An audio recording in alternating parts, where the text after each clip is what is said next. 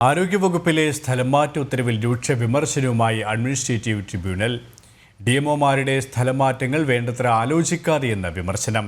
Kozhikode DMO doctor ആശാദേവിക്ക് സ്ഥലമാറ്റത്തിൽ പ്രത്യേക ആനുകൂല്യം ലഭിച്ചതായും വിലയിരുത്തൽ. ഒരു മാസത്തിനകം പുതിയ സ്ഥലംമാറ്റ ഉത്തരവിറക്കാനും നിർദ്ദേശം.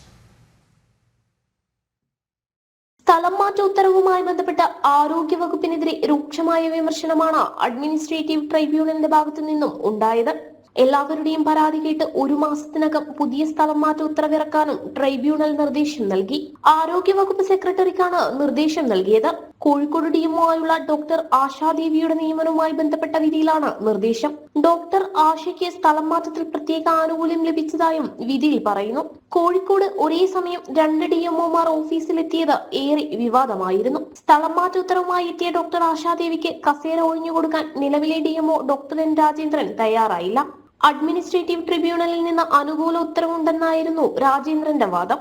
എനിക്കൊന്നും പറയാനില്ല.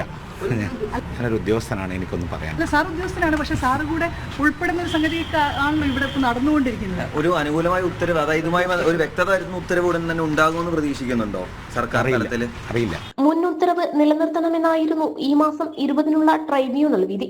അതുപ്രകാരമാണ് 9-ന് ഇറക്കിയ സ്ഥലമാറ്റ ഉത്തരവ് സർക്കാർ വീണ്ടും നടപ്പാക്കുന്നത്. ഡോക്ടർ ആശാദേവി ഡിഎംഒ ആയി ചുമതല ഏറ്റെടുത്തതോടെ പ്രതിസന്ധിക്ക് താൽക്കാലിക പരിഹാരമായിരിക്കുകയാണ്. ജനം, കോഴിക്കോട്.